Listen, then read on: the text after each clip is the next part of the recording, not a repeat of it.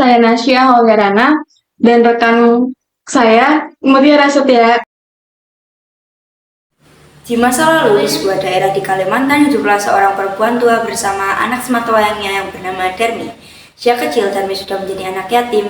Semua kebutuhan dan keperluan Darmi dicukupi oleh ibunya. Sang ibu bekerja apa saja demi menghidupi anak sematawayangnya. Walaupun tak memiliki ayah sejak kecil, tetapi Darmi tidak pernah kekurangan kasih sayang. Sejak kecil, apa yang diminta Darmi selalu dikabulkan ibunya. Hal inilah yang membuat Darmi tumbuh menjadi anak yang manja. Seiring dengan berjalannya waktu, Darmi tumbuh menjadi seorang remaja putri yang cantik. Sayangnya, meski memiliki paras yang cantik, Darmi tidak memiliki hati yang secantik wajahnya. Darmi tahu bahwa keluarganya bukanlah keluarga yang kaya raya. Namun, ia selalu meminta ibunya untuk membuatnya seolah-olah berasal dari keluarga kaya. Darmi selalu meminta dibelikan pakaian yang bagus, makanan yang enak, dan perhiasan yang berkilauan. Demi memenuhi keinginan anaknya, ibunya mati-matian membanting tulang. Sebenarnya ibunya sudah berkali-kali mengingatkan Darmi. Sayangnya semua nasihat yang diberikan ibunya tidak pernah didengarkan. Semakin hari, Darmi bukannya semakin sadar, tetapi justru semakin menjadi. Setiap hari yang dilakukan Darmi hanya bersolek dan memanjakan diri. Ia sama sekali tidak pernah membantu ibunya bekerja. Jangankan membantu, ibunya bekerja di ladang. Pekerjaan rumah seperti menyapu halaman dan menyapu rumah pun tidak pernah dilakukannya.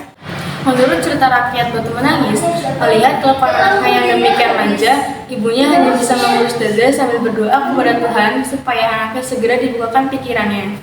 Satu hari, Darmi sedang pergi ke pasar raya yang letaknya lumayan jauh dari rumahnya.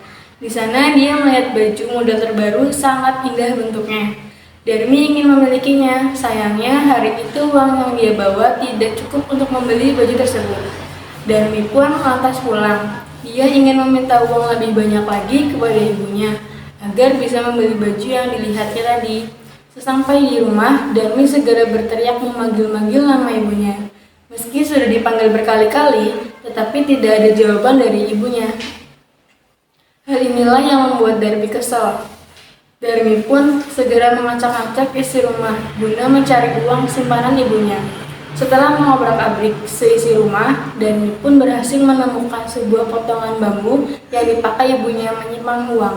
Seluruh uang yang ada di dalam potongan bambu itu dia keluarkan seluruhnya.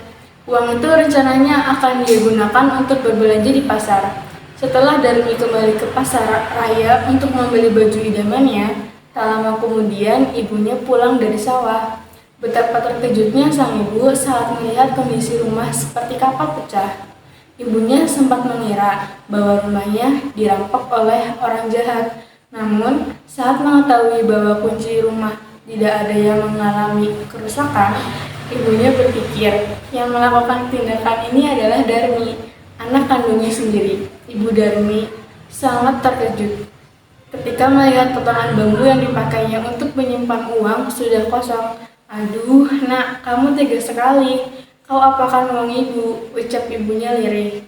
Sembari menunggu Darmi pulang, ibunya beberes rumah setelah kondisi rumah sudah tertata rapi kembali. Darmi pulang dengan membawa banyak sekali belanjaan. Tanpa merasa bersalah dengan apa yang telah dia lakukan, Darmi segera masuk ke kamar untuk mencoba baju yang baru dibelinya. Di hadapan cermin, Darmi berkata, "Aku memang cantik sekali. Suatu hari nanti aku ingin mempunyai suami yang kaya raya, sehingga seluruh keinginanku dapat dikabulkan." Saat Darmi mencoba satu persatu baju yang baru dibelinya, ibunya memanggil, "Darmi, sini sebentar, ibu mau ngomong sama kamu." Tetapi Darmi tidak menggubris panggilan dari ibunya.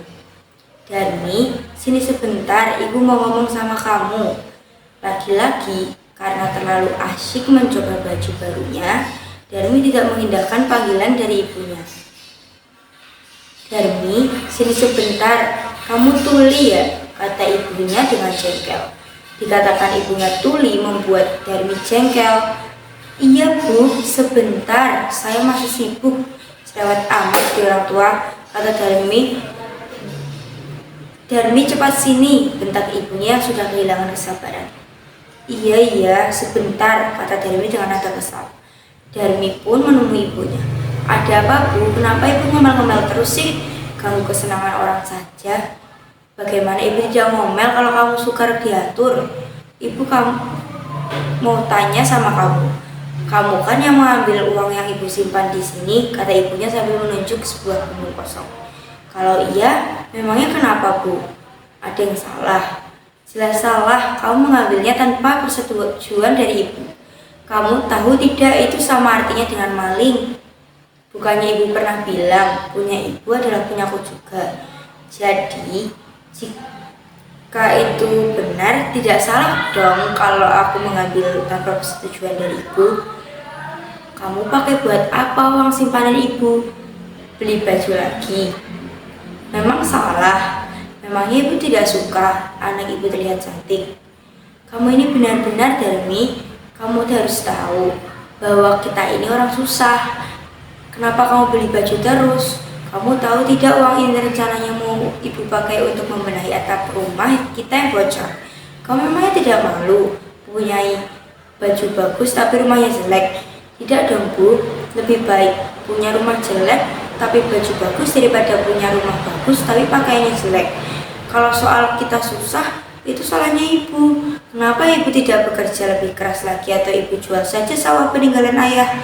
Dasar kamu ini memang susah dikasih tahu. Merasa tidak ada lagi yang bisa dilakukan untuk menyadarkan anaknya, akhirnya ibunya memilih pergi. Sementara Darmi kembali mencoba baju barunya. Selang beberapa hari kemudian, Darmi berkunjung ke pasar bersama ibunya. Di sana, dia bertemu dengan seseorang laki-laki yang tampan, kelihatannya berasal dari keluarga yang kaya raya. Pemuda itu rupanya tertarik dengan kecantikan Darmi. Saat Darmi melihat-lihat sebuah kalung emas, pemuda itu berkata, "Jika Nona memang menginginkannya, ambil saja." Tentu, Darmi sangat senang kepala bukan? Tetapi Darmi berusaha menutupinya. "Siapakah Tuan? Kita baru berjumpa. Tetapi kenapa Tuan begitu baik sehingga mau memberikan kalung mahal ini kepada saya?" tanya Darmi. "Namaku Zulkarnain, anak dari saudagar paling kaya raya dari kota sebelah. Aku tertarik dengan kecantikan Nona. Siapakah nama Nona?" tanya sang pemuda. "Namaku Darmi, nama yang sungguh indah. Maaf jika saya lancang. Apakah Nona sudah mempunyai pasangan hidup? Jika belum, aku ingin menjadikan Nona sebagai pendamping hidup." Betapa senangnya hari Darmi udah. Betapa senangnya hati Darmi mendengar kata-kata dari Zulkarnain. Ia merasa bahwa impiannya sebentar lagi akan menjadi kenyataan.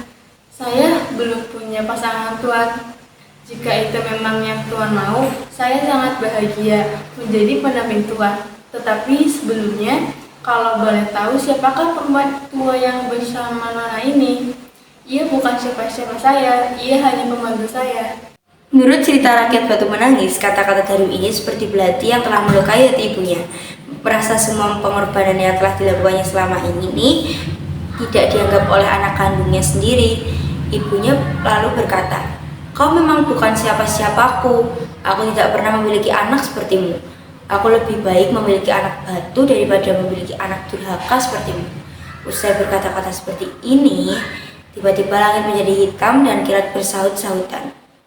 Salah satu kilat mengenai tubuh Darmi, lalu dengan seketika tubuh Darmi berubah menjadi batu. Darmi sangat menyesal karena telah durhaka kepada ibunya. Sayangnya, nasi sudah menjadi bubur.